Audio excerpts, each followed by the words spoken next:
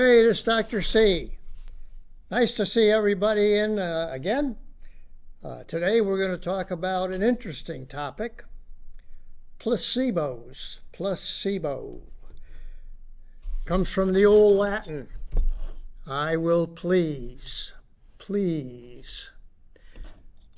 You know, I often wondered why we took so much Latin and Greek and all that crap back in school, especially if you're going to go into medicine. I guess probably pays off in the long run. But placebos. Now, what is a placebo? Well, it has many different definitions, believe it or not. We define it by the way we use it. And so, the majority of times, we use it in studies, medical studies, where we are trying to evaluate a medication to see how effective it is against a particular disease. And then we compare it with someone who took a placebo, in other words, an inactive or an inert substance, and did that help them or not? Then they subtract the number of people who get the placebo effect, it helped them, from that to see if they're going to approve a drug or not. Okay, placebos have been around for, centuries. Back in the old Roman days, we heard about using medications that, or at least the old snake oil stuff, that probably had no effect whatsoever, but it was sold and it did have an effect on a certain number of people. Even back in Roman days. Very important, a couple of things back in the old Roman days, a couple of people said something that is very pertinent even today. Number one, Galen back in the old Roman days, he said, he cures most successfully in whom people have most confidence. Oh, okay. That's sort of the art of medicine. Totally lost today. Nobody knows what the hell the art of medicine is anymore. It's all science. Science anymore. But the art of medicine, the lost art. Also, there was an old Roman physician who said that a newer medicine is always superior to an older medicine. That's what people thought. If it was new, it's good. Oh, okay. So these placebos, as I say, are out there. Well, first of all, let's talk about how a placebo might work. It will, no question, cause beneficial results in anywhere from 20 to 50% of people. That's a lot. That's a lot of people, that placebo effect. At this point, I should also mention that you can get a nocebo. I will cause harm. A nocebo are side effects as a result of taking that same inert substance. How many people get a nocebo effect? Over half of the number that get the placebo effect. So it's still a very significant number. Now, there are some things that influence whether a medication is going to have a placebo effect or not. First of all, it's new. Okay, new better than old. That's what the old Roman physicians said. New is better than old. Okay, number one. Number two, the size. The bigger the pill, the greater the chance of having a placebo effect. Get a little tiny pill, that ain't gonna work. Yeah, okay, size. Number three, the color. Yeah, the color. If you give them a red pill or a multicolored pill, that will work better for causing a placebo effect than another color. Worst ones are the white pills. Believe it or not, plain white, oh, no good. Red pill, good stuff. And I'm not talking just a slight improvement in the number of people. Significant improvement. Okay, so size, and what about the type of stuff? Is it a pill? Is it a capsule? Is it an injection? Or could it be a sham surgery, a surgery that wasn't really performed, but they made it sound like it was a surgery? The one that has the highest percentage of placebo? The surgery, sham surgery. Number 2, injection, much more so than a pill or a capsule. Okay, so all those things do enter into it itself. What other factors are involved? Well, expectation. Does the patient who is taking this so-called placebo, how have you approached it? Did you show some body language that showed that, hey, this might work? Now that's when the patient may or may not know they're getting a placebo. Does it make a difference if they know or they don't know? It does, but even if they know they're taking a placebo, there's a certain percentage, which is roughly about half of the number of people who don't know, a certain percentage of people will still get the placebo effect. And it's usually due to the patient's expectation. What do they expect to get from this? Now, it also has a lot to do with the physician or the person who's prescribing it, who's giving it to them. If they approach it saying, I don't think it's going to help, but we got to do a placebo thing, that's not the approach that's going to get a high percentage of placebo effect. Whereas if you get somebody who seems to be enthusiastic about it, even though it's neutral, but they're enthusiastic about it, they're going to get a higher percentage of placebo effect. So the attitude, physician attitude, has a lot to do with it. Whether the patient trusts the one who's giving them that. They've never seen you before, not going to have a high degree of trust. If you're the patient's physician, chances are you're going to get a higher placebo effect. And then finally, the marketing. Oh man, the marketing of the placebo. We're going to go into that a little bit later. But the marketers rule the roost, basically. Okay, the marketing of it. Also, the patient's personality. If you're a dependent type person and accept everything and all, or are you one that wants an explanation for everything? Are you histrionic? Your personality will also affect the number of people who respond with a placebo or nocebo effect. Interestingly, men have more of a placebo effect than women.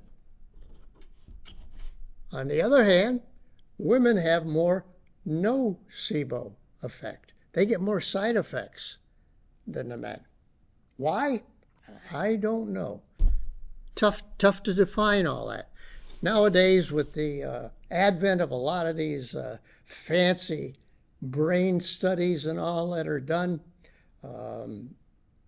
they seem to be able to approach it anyway, and I'm sure that sometime in the future we're going to know more about it. But at any rate, it is what it is. So all these things have the effect on the placebo.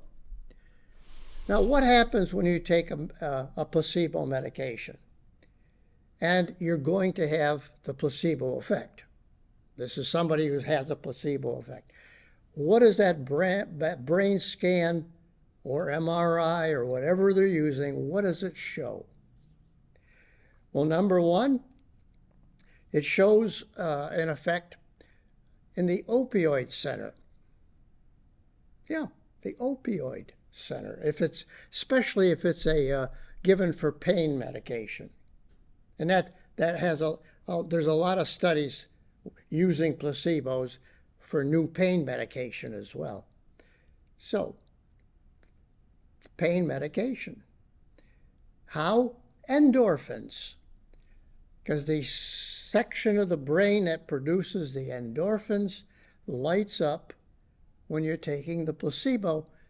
Maybe not as strong as it does with the medication that is supposedly the opiate and all, but a significant amount so that you get some relief. So, endorphins. Also, dopamine, the feel-good hormone. That section of the brain lights up. Another section of the brain that lights up, the midfrontal area, which has to do with executive function. So that's more than just pain relief now we're talking about. It also allows you to be more clear. You're thinking clearer, focused, with that sensation in that section of the frontal lobe. Okay, so those things we see. So there's objective evidence that something's going on that causes this placebo effect. So, but why so many people? Why so many? It certainly isn't something that's being propagated by the professionals in the medical field, like the AMA, for example. They won't come right out and say you cannot give a patient a placebo. But you have to follow the direction. And so, what does the AMA and all of the thinkers, supposed thinkers, what do they say about it? Because you can't depend on Food and Drug Administration. They're useless. So, the AMA has, over the years, developed an informed consent. If you're going to give somebody a placebo, they have to follow the informed consent document. Now, what does that say? Well, it's a legal document that says that every person has the right to determine what's done to their body. That's the basic premise. You have that right. And there seems to be general agreement about that. Obviously, there's discrepancies, there's probabilities, all sorts of arguments about it, but nevertheless, that is the general principle. Also, you have to, as part of the informed consent, tell people if you don't take the pill, what's going to happen? Is there an alternative to taking that pill? Okay, so those are all the things that are part of the informed consent. What else now with these studies, as I had mentioned?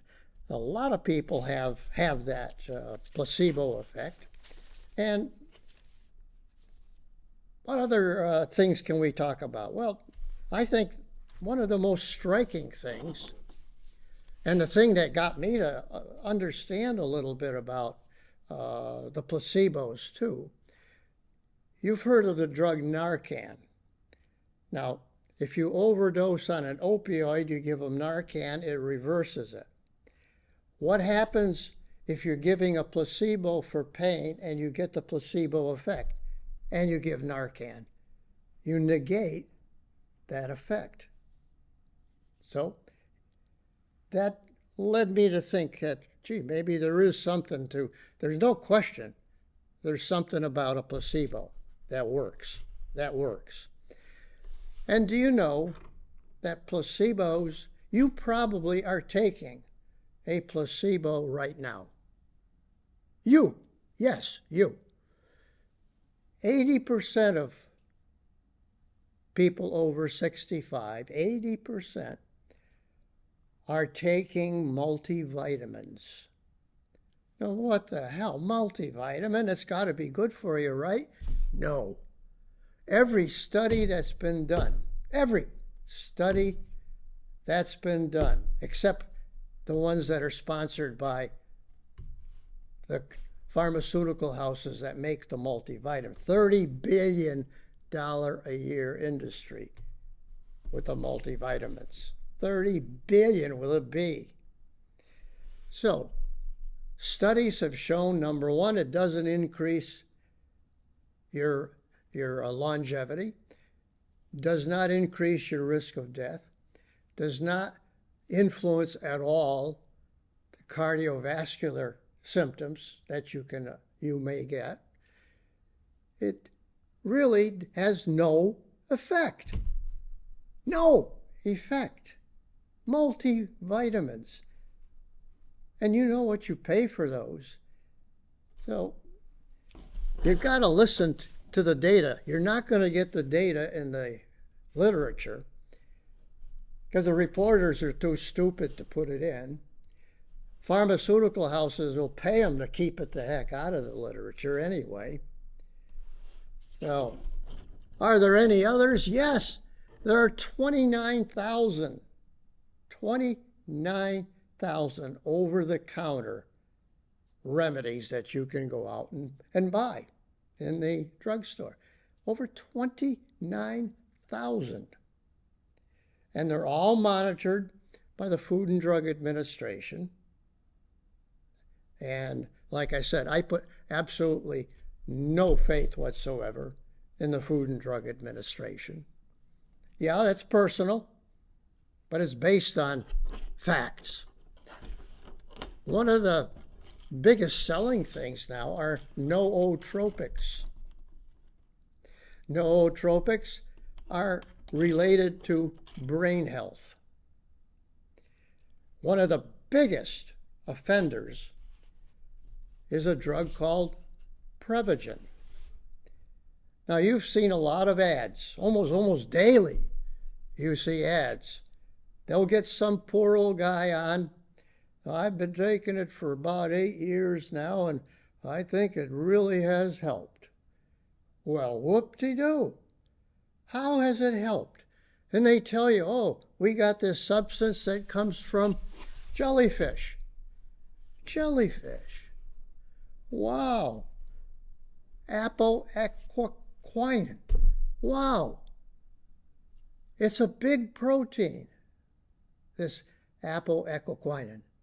A big protein. Can't cross the blood-brain barrier. It's too big. It goes into the stomach and it sits there. And the acid works on it. The enzymes work on it. And no more effect, period. So it can't possibly have an effect on the brain. But there are people who get the effect, a placebo effect, and there are people who get the nocebo effect, who get a little sick with it. An occasional seizure. Wow, that's a big bad effect. So, absolutely, and this drug is making billions. And that's not the only one that's out there saying that you're going to get better memory, improve the clarity, improving your focus, improving your ability to do multitasking, etc. Now that's where the people who produce the Prevagen got into trouble. They keep saying these things. And you would think that, God, with all the lawsuits that they've gotten, they're still out there doing it. That shows you the value of our agencies. They're useless. FDA, useless. So, at any rate, those two things, the multivitamins and the nootropics, are just part examples of placebos that you can buy over the counter. It's estimated that roughly 45% of all that stuff that's on the counter, you buy it over the counter, 45% are all placebos. They have no effect that they claim they have. But there's a certain number of people who, by taking it again, get the full placebo effect and will swear by it and buy it. Isn't that interesting, huh? Isn't that interesting? So, at any rate, what else can I tell you? I think you need to understand a little bit about some of these testing maneuvers that are done by NIH and CDC, etc., when they do these studies. The best study, they say, randomized, in other words, you can give the placebo to who knows, double-blind, neither the patient nor the person giving it to them know which one you're getting. So, randomized, double-blind studies.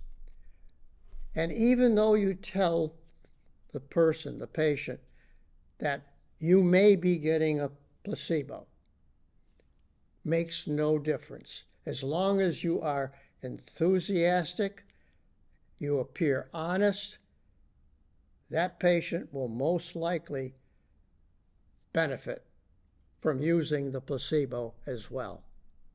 So that's how a lot of the studies are done. So not all of them are done that way, but that is the major one that's available. Okay. So we talked about a little bit about the ethical, and yeah, doctors still can prescribe placebos. You can buy them yourself. You can buy a placebo over the counter. You can buy it online. Whatever size, whatever color you want. They're available on the market. And you can buy them. Isn't that interesting, huh? A placebo. Okay. This is Dr. C. I don't want to talk your ear off. You have a good day.